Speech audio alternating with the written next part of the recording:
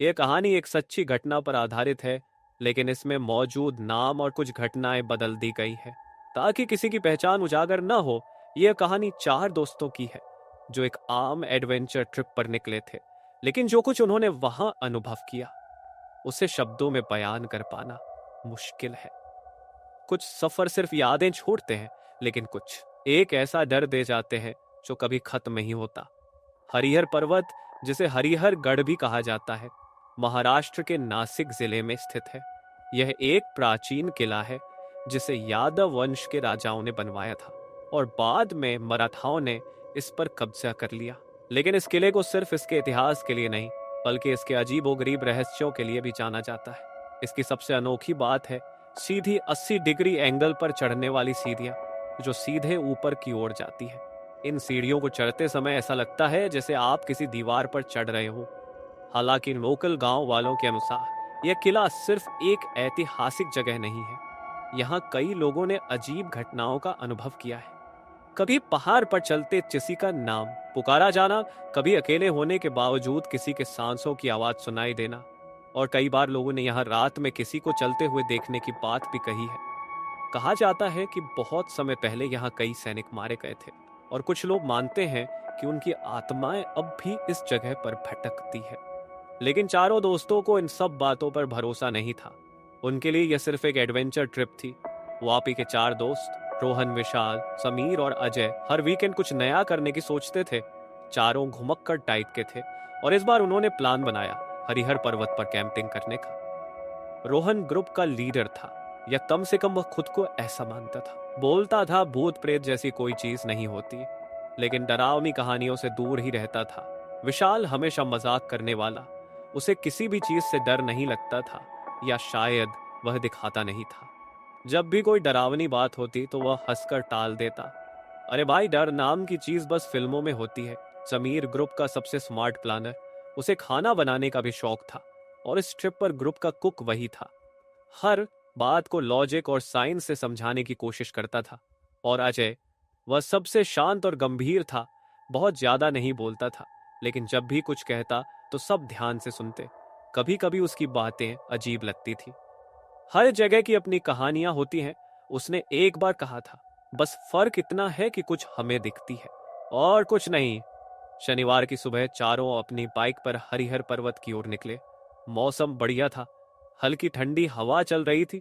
बस 3 घंटे का रास्ता है, आराम से पहुंच जाएंगे, विशाल ने कहा। शुरुआत में सब ठीक था।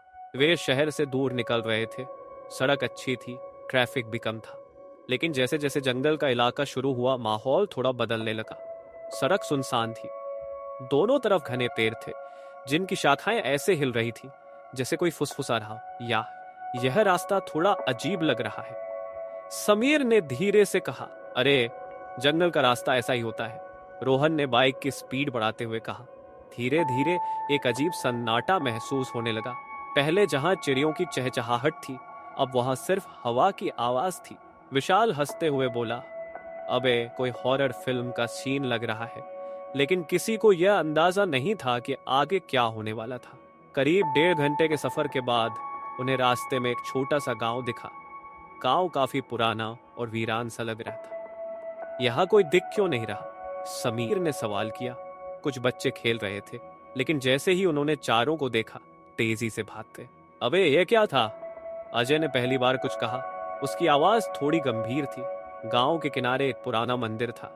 उसके बाहर एक बूढ़ा साधु बैठा था जो चारों को टकटकी लगाकर घूर रहा था। रोहन ने हिम्मत करके पूछा, बाबा, हरिहर पर्वत जाने का यही रास्ता है ना? साधु ने कुछ देर तक उन्हें देखा, फिर धीमे स्वर में बोला, जाओ, लेकिन शाम तक वापस आ जाना। उसकी आवाज में एक अजीब सा डर था। विशाल हंसते हुए बोला, बाबा, हम तो रात भर कैंपिंग करेंगे। साधु ने कुछ नहीं कहा, बस मंदिर की घंटी बजाई और आंखें बंद कर ली। चारों दोस्त थोड़ी देर के लिए चुप हो गए। फिर उन्होंने बाइक स्टार्ट की। उन्हें अंदाजा नहीं था कि यह सिर्फ शुरुआत थी। गांव से कुछ दूरी पर चारों की बाइक ट्रेकिंग पॉइंट पर पहुंच चुकी थी। आगे जाने के लिए उन्हें अब पैदल चढ़ाई करनी थी। यार, ये रास्ता इतना वीरान क्यों है? समीर ने इधर उधर देखते हुए कहा। वे उम्मीद कर रहे थे कि यहाँ और भी लोग कैंपिंग के लिए आए होंगे, लेकिन चारों ओर सन्नाटा था। शायद हम लेट हो गए, लोग सुबह सुबह ट्रेकिंग करके वापस चले जाते होंगे, विशाल ने कहा। लेकिन तभी कुछ ट्रेकर्स नीचे उतरते हुए दिखे। वे थके और पसीने से भीगे हुए थे। भाई, ऊपर कोई है? रोहन ने एक ट्रेकर से पूछा। ट्रेकर ने पानी पीते हुए कहा, नहीं, जब हम ऊपर थे तब वहां कोई नहीं था। लेकिन भाई, रात में वहां मत रुकना। क्यों? विशाल ने हंसते हुए पूछा। ट्रेकर ने थोड़ा हिचकिचाते हुए जवाब दिया, हम कुछ नहीं कह सकते, लेकिन वहां कुछ अजीब लगता है। अजय, जो अब तक शांत था, बोला, कैसा अजीब? ट्रेकर थोड़ा अनकंफर्टेबल होते हुए बोला, बस कुछ महसूस होता है जैसे कोई देख रहा हो या कोई आसपास हो, लेकिन जब देखो तो वहां कुछ नहीं होता। ये सुनकर चारों थोड़े असहज हो गए, लेकिन फिर भी आगे बढ़ने का फैसला किया। पहाड़ की चढ़ाई आसान नहीं थी। हरिहर किले का रास्ता खरी सीढ़ियों से होकर जाता था, जो लगभग 80 डिग्री के कोण पर थी। विशाल और समीर आसानी से चढ़ रहे थे, लेकिन अजय का चेहरा सफेद पड़ने लगा था। भाई, ये रास्ता बहुत खतरनाक है, अजय ने धीमी आवाज में कहा। अबे, तू ही तो कहता था कि एडवेंचर ट्रिप करनी है, रोहन ने हंसते हुए कहा। लेकिन अजय की सांस फूलने लगी थी। तभी अचानक एक बंदर का झुंड पहाड़ के किनारे से छलांग लगाकर उनके पास।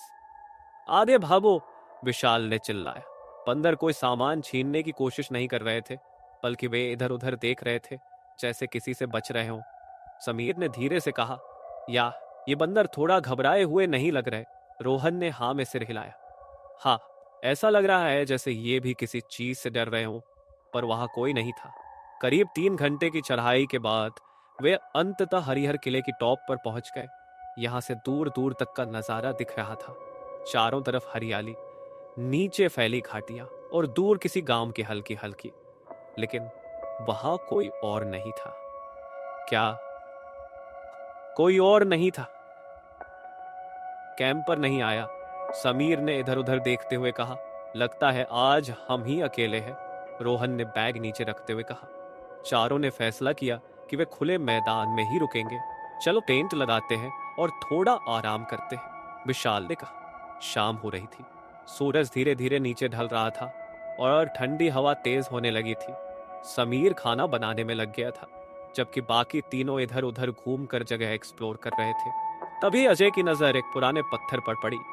उस पर कुछ अजीब संकेत और लकीरें खुदी हुई थी। भाई, ये क्या है?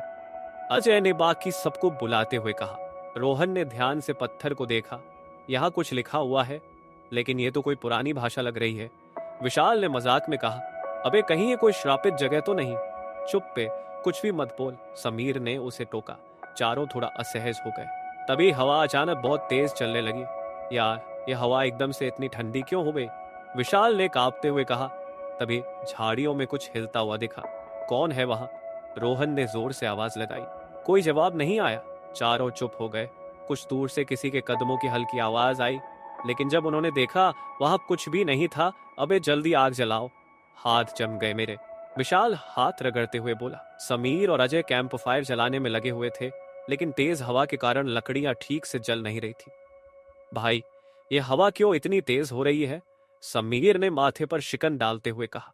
अबे तू ज्यादा मत सोच, हवा ठंडी होती है पहाड़ों पर, ये नॉर्मल है, रोहन ने हंसते हुए कहा।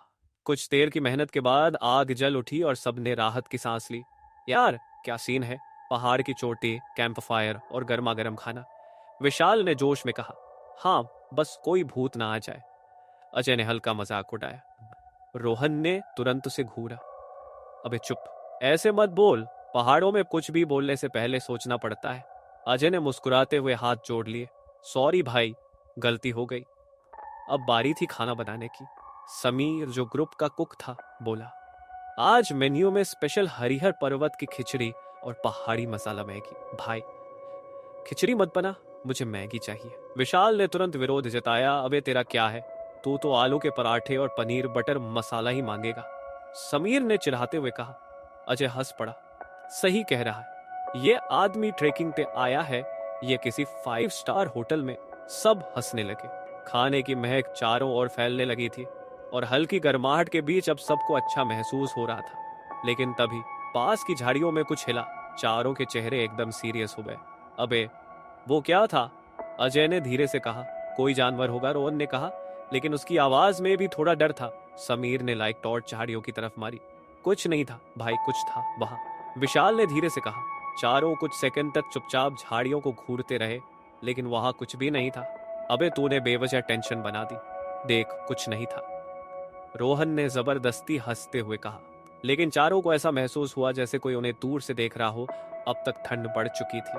विशाल ने अपना जैकेट ठीक से पहन लिया और आग के और पास आकर बैठ गया। भाई, ये ठंड जान ले लेगी। पहाड़ों की हवा सच में तेज होती है।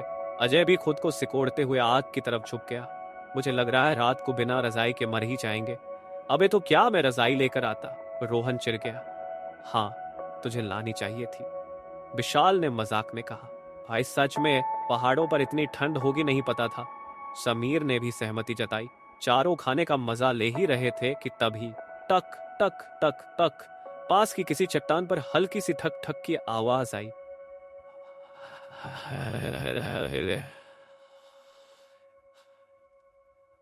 विशाल तुरंत सतर्क हो गया। समीर ने इधर उधर देखा, लेकिन वहां कोई भी नहीं था। अजय की धड़कन तेज होने लगी। भाई, इस बार मैं मजाक नहीं कर रहा, सच में कुछ तो है यहाँ। लेकिन फिर अबे ये बंदर होंगे, ज्यादा मत सोच, रोहन ने कहा, लेकिन उसकी खुद की आवाज थोड़ी डरी हुई थी। चारों ने इधर उधर देखा। सन्नाटा। समीर ने धीरे से कहा, चलो भाई बहुत हो गया, अब टेंट पे चलते हैं। चारों जल्दी जल्दी टेंट के अंदर घुस गए। लेकिन जैसे ही वे अंदर गए, विशाल ने मजाक में कहा, भाई कोई हाथ बाहर मत रखा, नहीं तो कोई पकड़ लेगा। सबने उसकी बात पर हंसने की कोशिश की, लेकिन दिल के किसी कोने में एक डर अब भी था, क्योंकि उन्हें ऐसा महसूस हो रहा था कि शायद वे इस पहाड़ पर अकेले नहीं थे। रात के 3:45 बजे। चारों सांसें रोक कर बैठे थे।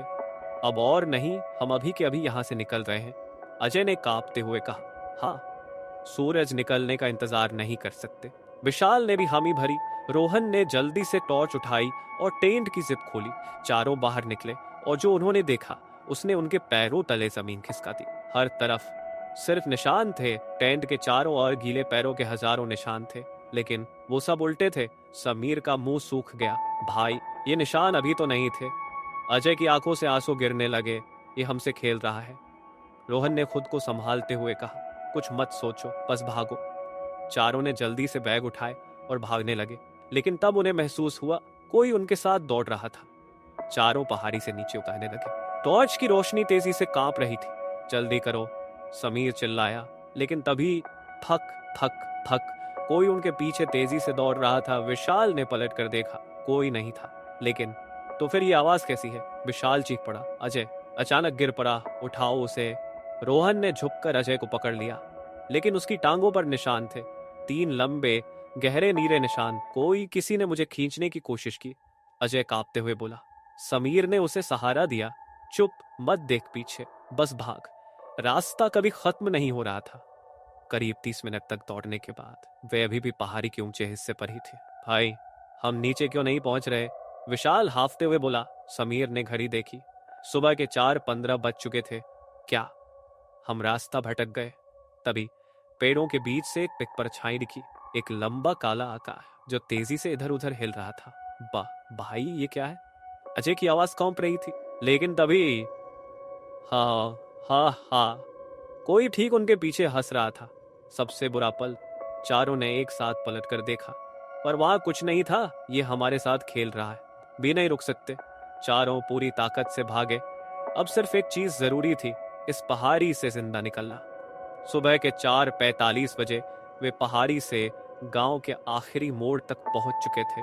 चारों हाफ रहे थे, पसीने से भीगे हुए। लेकिन जब वे गांव के आखिरी पत्थर पर पहुंचे, सभी अजीब आवाजें रुक गई। हवा फिर से शांत थी, पेड़ फिर से स्थिर हो गए थे। सब कुछ जैसे अचानक सामान्य लगा। क्या हमने इसे पीछे छोड़ दिया? अजय ने कांपती आवाज में पूछा। शायद, समीर ने धीरे से कहा। चारों ने धीरे धीरे गांव की ओर देखा, लेकिन तभी गांव के मंदिर की घंटी अचानक तेजी से बजने लगी। चारों दोस्त एक दूसरे को देखते ही जम गए, क्योंकि मंदिर की घंटी खुद ब खुद हिल रही थी। घंटी बज रही थी। भाई, अब यहाँ एक सेकंड भी नहीं रुकना है। भाई, विशाल ने लगभग चिल्लाते हुए कहा। हाँ, बाइक उठाओ और भागो, अजय ने बैग टाइट करते हुए कहा। रोहन ने एक आखिरी बार पहाड़ी की ओर देखा। सूरज निकल चुका था, सब शांत था, पर उसे ऐसा लगा जैसे कोई अब भी वहां खड़ा होकर उन्हें देख रहा हो। उस रात के बाद उस रात के बाद चारों दोस्त बदल चुके थे। पहले वे कहीं भी बिना सोचे समझे घूमने निकल जाते थे, लेकिन उस रात के बाद और वह कहीं जाना हो तो पहले रिसर्च करते थे। तो अगर किसी जगह लोकल लोग मना करते थे तो कभी जिद नहीं करते थे। हाँ, अगर किसी जगह रात को रुकने की प्लानिंग होती तो पहले 100 बार सोचते थे। हमने जो उस रात अनुभव किया, हम में से कोई भी उसे ठीक से बयां नहीं कर सकता। आज तक नहीं पता कि वह क्या था। कोई आत्मा थी, कोई भ्रम था, या कोई ऐसी चीज जिससे इंसान को बचकर रहना चाहिए। सच क्या था, कोई नहीं जानता। पर एक बात तय है, उस रात के बाद हम चारों फिर कभी किसी पहाड़ी पर रात में नहीं रुके। अब आप सोचिए, अगर आप उनकी जगह होते तो क्या फिर से उस पहाड़ी पर जाते? क्या वाकई कुछ था या सब सिर्फ दिमाग का खेल था? यह कहानी मुझे मेरे एक दोस्त ने सुनाई थी और आज मैं आपको बता रहा हूं, पर यह एक टॉप सीक्रेट राज है। क्या आप कभी हरिहर पर्वत पर रात में रुकना चाहेंगे?